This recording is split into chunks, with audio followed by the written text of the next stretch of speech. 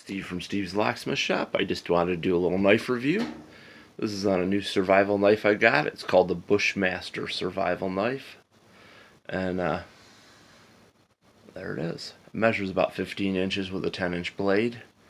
It has AUS 6 stainless steel, where in the US that comes out to be 420A stainless steel high carbon, which is going to be heat treated to a range between 56 and 58 on the Rockwell scale.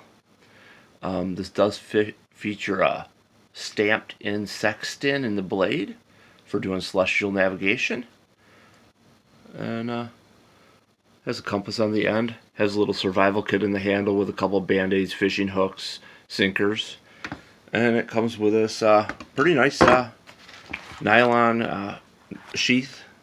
It has a spot for a tie down on the top and a tie down on the bottom. 3 pockets. The top pocket has a military can opener, one of those little GI can openers. Never used it, but it's in there. Kind of cool. Second pocket, it features a flat. Now I added a couple things to here, but it has a flashlight. It does work. It's pretty cheap though. I think I'm going to replace it with a little bit nicer flashlight. Comes with, I put some windproof matches in here. Now there's some matches in the handle, but I put some windproof, waterproof matches in there. It does come with one of these snake bite kits. These are kind of controversial because some people say they don't work. When I was a kid, my brother did get bit by a Mississauga rattler, and we actually used one of these on him. Never went to the doctor, and it did work.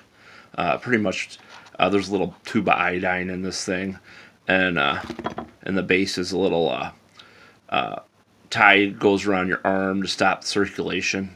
And you don't want to over tighten it, but pretty much you're going to squeeze this and you're going to put it over the 2 bite wounds, and it'll form a suction when you release it. It's a pretty thick walled rubber, and you leave it on for about a minute, and then you're going to take it off for 30 seconds, and you're going to put it back on for another minute, and you're going to do that about 10 times, so about 10-15 minutes, and it worked for him, so I'm kind of a believer that they do work.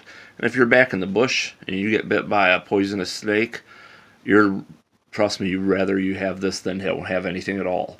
So that's kind of cool. Here in the lower pocket, it does have a real high quality snare.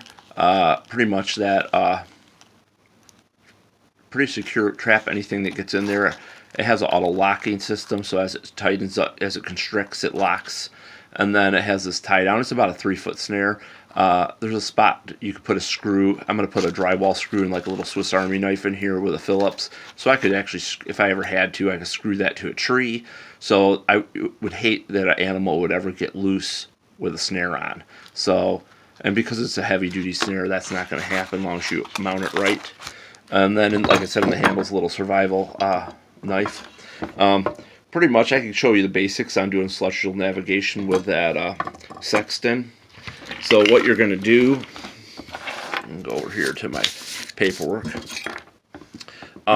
Pretty much what you're going to do, you line up a position on the horizon with, see where the 90 degree is, and you're going to be at the 0 point. So let's just say, I'm in my basement, but let's just say that radio, that old radio there, let's say that's 90 degrees. So you line it up like that, and let's say that light fixture's a star.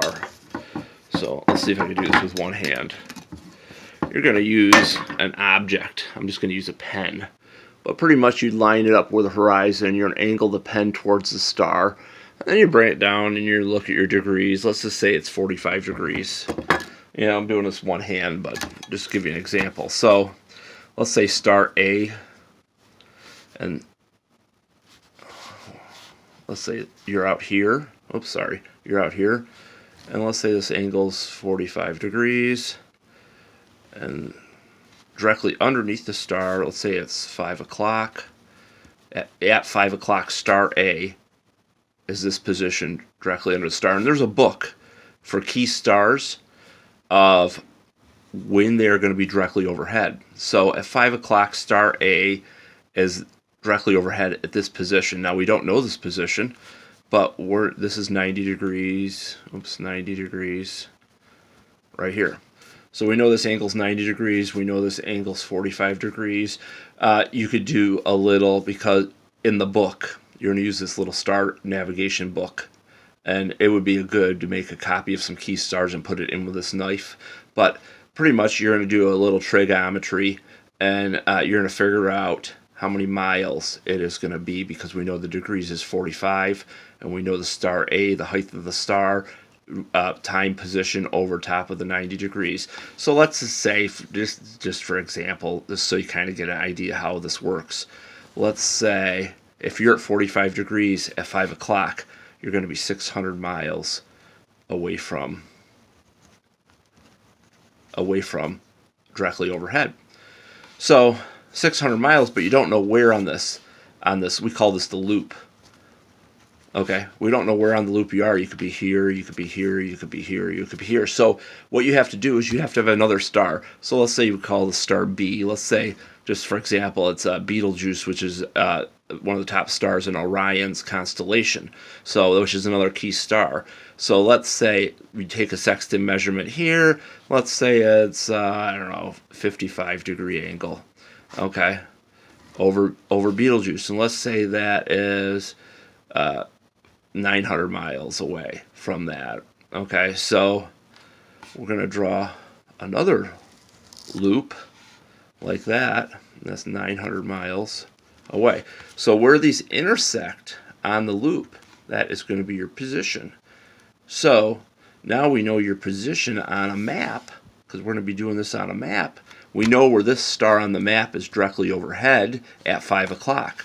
So because we know that, and now we know our position on the map is here. So we know how to get to this point, we know how to get to this point, we know how to get to the island out here now, or the island out here if you're in the ocean.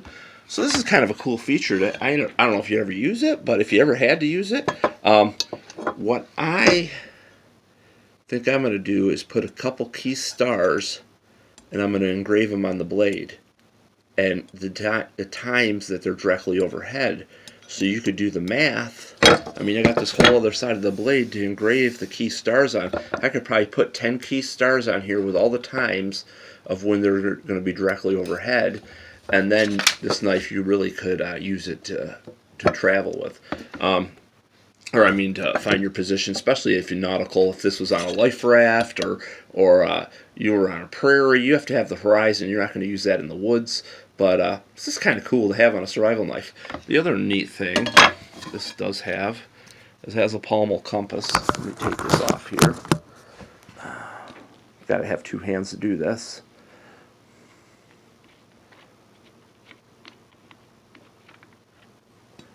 Okay. Put the knife down here.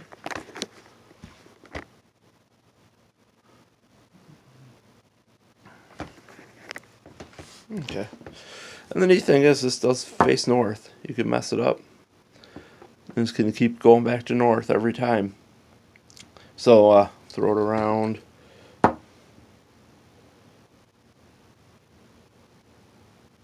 Back to north. Now one thing you want to watch is, because this is a metal handle on the knife, if you get this close to the compass, see how he's throwing the compass off?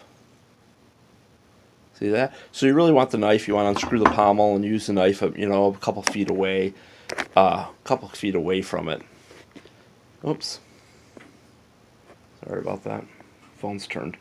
So anyways, the compass works good. The other thing is, too, is if you're doing a position in the woods and you're traveling, let's say you wanted to go east. So you took your measurement north, you know east is this direction. So this does have a sight on the knife. If you look down the knife, see that sight?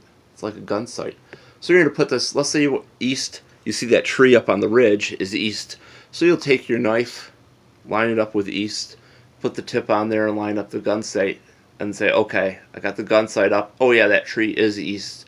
I'm going to go towards that tree. So you can put your compass away, put your knife back together. Once you get to the tree, you're going to take another reading with that sight and go to your next object, and that'll get you out of the woods. You know, but just seems to be a real well-built knife. It's a utilitarian knife. It's a cast steel handle, so it's super strong. It does have a hollow handle. The D-guard is removable if you didn't want the D-guard on there. I like the D-guard if you're going to be going through the brush or something. Let's see. Oh, I got that survival kit in there. Let's see if I can get that out. Anyways, that's the survival kit.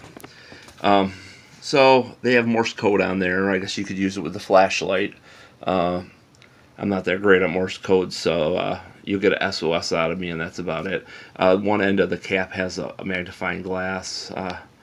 Doubt that I'll ever use that to start a fire, especially if I have matches, or I might put some flint in here, or a ferro rod or something. So that opens up. And if you could ever get that out of there, there's a package in there. Has a couple band-aids, fishing hook, sewing needle, some line. Looks like about number 6 fishing hooks. A couple matches. Just a little tiny survival kit. I like the pockets on it a lot better that are on the case. The case is lined with a hard plastic sheath inside. So that's great. If you fell down a ridge or something, this knife's not going to puncture through the case and stab you in the leg. But anyways, it's just a kind of cool survival knife.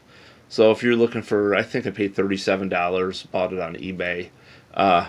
Has a big old blade if you want to hack or build a shelter. Seems to hold the edge pretty good. I took it out on a 6-mile hike yesterday and played around with it, hacked some stuff up, you know. But anyways, thought I'd show it to you guys. That's the Bushmaster survival knife. Steve from Steve's Locksmith Shop signing off.